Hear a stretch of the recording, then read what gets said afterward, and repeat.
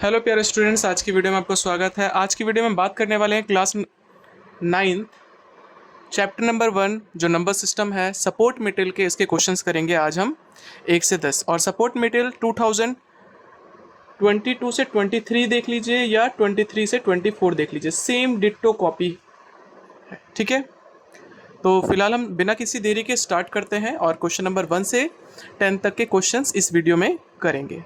ठीक है, बेसिक जो चीज़ें होंगी वो आपको पता होनी चाहिए, और नहीं भी पता है तो क्वेश्चन जैसे जैसे आपका आगे बढ़ेगा उसके अकॉर्डिंग हम आपको थोड़ी बहुत चीज़ें बताते हुए चलेंगे। ठीक है, बिना किसी देरी के शुरू करते हैं। पहला क्वेश्चन है आपका, which of the following is a rational number. अब रेशनल नंबर किसे कहते हैं? देखो, हर वो नंबर जिसे हम पी अपॉन क्यू के फॉर्म में लिख देते हैं उसे रेशनल नंबर कहते हैं। इसके अंदर कौन कौन सी चीज़ें नहीं आती? इसके अंदर जो चीज़ें हैं, अगर कोई नंबर रूट के अंदर है तो वो इरेशनल नंबर होता है, अगर वो रूट से बाहर ना निकल पाए। तो देखो, ये वाला नंबर जो है आपका रूट के अंदर है, रूट के अंदर है तो इसको आप रेशनल नहीं कर सकते, ये आपका इरेशनल नंबर होगा। सेम केस और किसी भी नंबर में अगर पाई आ जाता है तो वो भी इरेशनल होता है, मतलब पाई भी इरेशनल है। तो बचा क्या? सिर्फ ज़ीरो। तो ज़ीरो इज रेशनल। ठीक है, तो ऑप्शन नंबर जो सी होगा वो करेक्ट होगा। क्वेश्चन नंबर 2 पढ़ते हैं, which of the following is irrational. अब इरेशनल पूछ रहा है, इरेशनल वो नंबर होगा जो रूट के अंदर रह जाए, सिंपल सी बात। ठीक है, देखो पहले ए को देखते हैं। क्या मैं 4 को कह सकता हूँ? ये जैसे 4/9 है, ए ऑप्शन, इसको हम लिख सकते हैं रूट में 2 इंटू 2। 9 को कैसे लिख सकते हैं? 3 इंटू 3। और रूट से जो है ना पेयर बाहर निकलता है, 2 का पेयर बन गया, इसे हमने बाहर निकाल दिया, 3 का पेयर बन गया, बाहर निकाल दिया, मतलब इसकी वैल्यू इनडायरेक्टली क्या बन गई? 2/3। अब इसके पास तो रूट नहीं है, और जिसके पास रूट नहीं होता उसे कहते हैं रेशनल। बट क्वेश्चन तो इरेशनल पूछ रहा है आपसे, तो ये ऑप्शन भी आपका गलत हो गया। क्वेश्चन नंबर बी की बात करते हैं, रूट में 12/3। अच्छा, अब रूट में 12 का मतलब क्या होता है? 2 2 जा 4, 4 3 जा 12, अपॉन में क्या है? 3, 3 से 3 कैंसिल। ठीक है, अब ऊपर क्या बचा? 2 इंटू 2, पेयर किसका बना? 2 का। तो ये भी क्या हो गया आपका? रेशनल हो गया। तो ये भी आपका ऑप्शन इनकरेक्ट हो जाएगा। Question number option number C की बात करते हैं, रूट में 81 लिखा है। 81 जो होता है, देखो 3 3 जा 9, 3 जा 27, 3 जा 81, एक इसका पेयर बन गया और एक इसका पेयर बन गया। 3 इंटू 3 कितना आ गया? 9। ये भी रूट से हट गया, तो ये भी रेशनल नंबर है, मतलब इरेशनल नंबर तो नहीं है। तो ऑप्शन नंबर वो भी गलत हो गया। ऑप्शन नंबर डी की बात करें, रूट 5। रूट 5 का कोई फैक्टर नहीं होता, इसको आप किसी और तरीके से नहीं लिख सकते। तो ऑप्शन सिर्फ एक ही बच जाता है आपके पास, वो है आपका डी। ठीक है, मतलब ये ऑप्शन करेक्ट होगा आपका। ओके, बढ़ते हैं हम अगले क्वेश्चन पे, क्वेश्चन नंबर 3। क्वेश्चन नंबर 3 क्या कहता है, देखते हैं। देखो, अब है तो ये ऑप्शन वाला, लेकिन आपको थोड़ा सा सॉल्व करना पड़ेगा। लिखा है इफ x की वैल्यू दे रखी है तो बताइए 1/x की वैल्यू क्या होगी। ठीक है, देखो अगर x बराबर, मैं कह रहा हूँ 2 + √3 दे रखा है, तो 1/x की वैल्यू क्या होगी? 1 का 1 रख दे, x की वैल्यू क्या है यहाँ पर? रख दो। क्या ये ऑप्शन है? नहीं है। तो एक काम करेंगे, देखो कभी भी आपने जब एक्सरसाइज करी होगी, स्टार्ट की होगी, तो उसमें एक चीज़ सुनी होगी, रैशनलाइज। हिंदी में इसको कहते हैं परिमयकरण।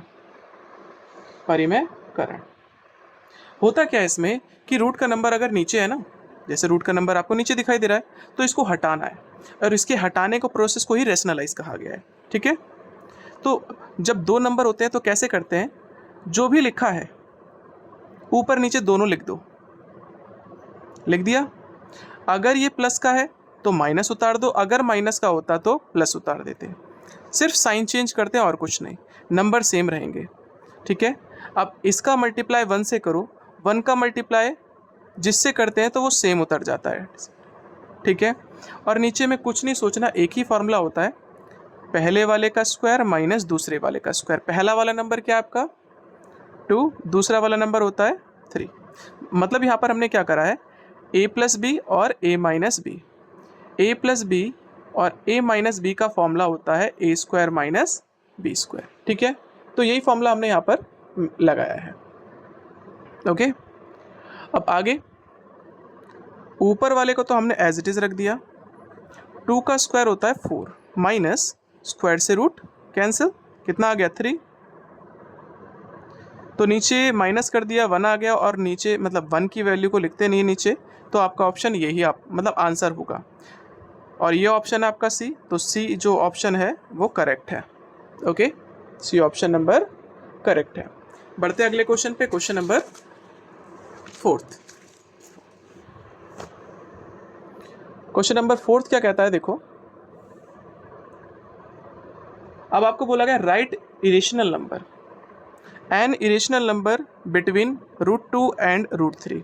किसी भी दो नंबर्स के बीच में इरेशनल निकालना हो, सिर्फ एक नंबर निकालना हो, तो सिंपल सा तरीका होता है दोनों नंबर का प्लस कर दो और डिवाइड कर दो 2 से। ठीक है, ये तरीका है। और ये ऑप्शन सीधे किस में दे रखा है ए में, तो ये ए ऑप्शन करेक्ट हो जाएगा। ओके, बढ़ते अगले क्वेश्चन पे, क्वेश्चन नंबर 5। अब क्वेश्चन नंबर 5 आपसे क्या कहता है देखिए, क्वेश्चन नंबर 5 में आपको दे रखा है इफ 5 की power 2y is equal to 25, तब हमें y की पावर माइनस y की वैल्यू निकालनी है। ऑप्शन डायरेक्ट आप तुक्का नहीं मारोगे, सॉल्व करेंगे ज़्यादा बेटर है। ठीक है, जैसे मैंने यहाँ पर लिखा 5 की power 2y equal to 25 question में दे रखा है।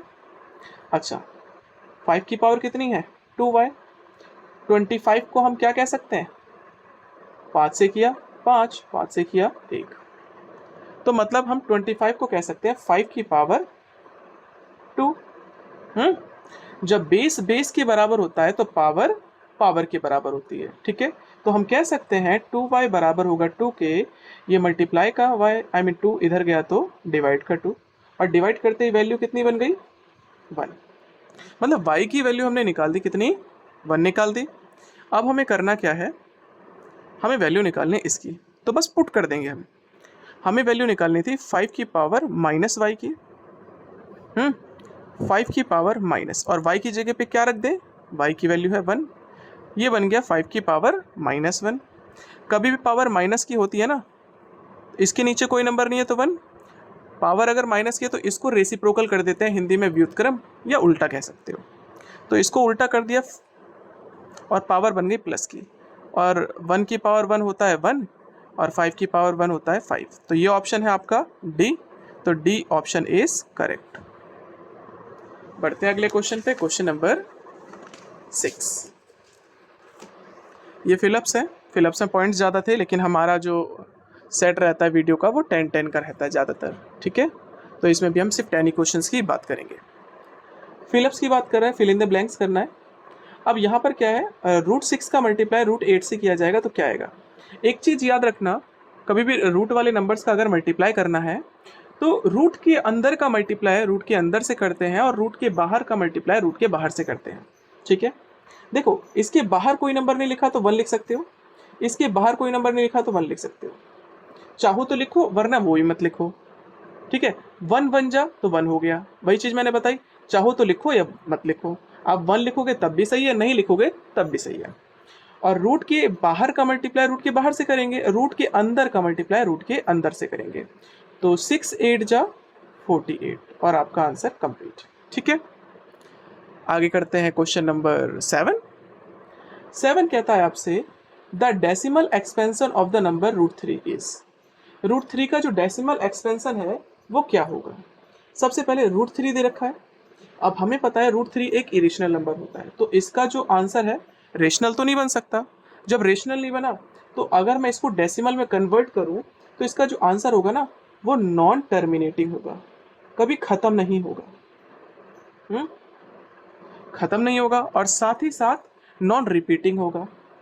नॉन रिपीटिंग इसका मतलब क्या है, वो चीज़ रिपीट नहीं होगी। अगर इनकेस रिपीट हो जाती तो वो P/Q के फॉर्म में कन्वर्ट हो जाता, और उसे हम रेशनल नंबर कहते हैं। जैसे मान लो मैंने लिखा 3.56565656 ऐसे चलता जा रहा है। तो ये रिपीट हो रहा है ना 5 6 बार बार, और ऐसे नंबर्स को हम P अपॉन Q के फॉर्म में कन्वर्ट कर सकते हैं, और जैसे ही कोई नंबर P अपॉन Q के फॉर्म में कन्वर्ट हो जाता है तो उसे हम कहते हैं रेशनल। ठीक है, उसे हम कहते हैं रेशनल। ठीक है, आगे बढ़ते हैं क्वेश्चन नंबर 8 पे। क्वेश्चन नंबर 8 आपसे कहता है dash is a whole number but not a natural number. Whole number कहाँ से स्टार्ट होता है भाई? 0 से स्टार्ट होता है, लेकिन 0 जो है वो नेचुरल नंबर तो नहीं होता, तो इसका ऑप्शन सीधे सीधे क्या हो गया? 0। होल नंबर स्टार्ट होते हैं 0 से, जैसे 0 1 2 3 4 है ना, और नेचुरल नंबर स्टार्ट होते हैं 1 से, तो 1 2 3 4 ऐसे चलता रहेगा। तो बस देख लो कि कौन सा नंबर है जो होल नंबर तो है लेकिन नेचुरल नंबर नहीं है। ऑब्वियसली क्या दिख रहा है? 0। अब बढ़ते हैं क्वेश्चन नंबर 9 पे। कुछ इस तरह का पॉइंट दे रखा है आपको, करेंगे कैसे देखो। अब यहाँ पर जो क्वेश्चन है ना, इसको हम ऐसे लिखते हैं 81 की पावर 0.50, और रूट का मतलब पता है क्या होता है? रूट का मतलब होता है पावर 1/2।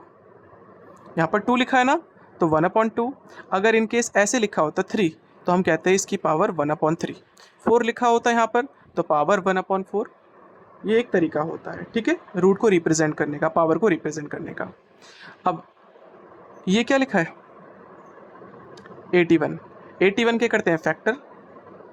3 से किया 27, 3 से किया 9, 3 से किया 3, 3 से किया 1। 3 कितने टाइम से लिखा गया? कितनी बार लिखा गया? 3 लिखा गया 3 टाइम्स, है ना।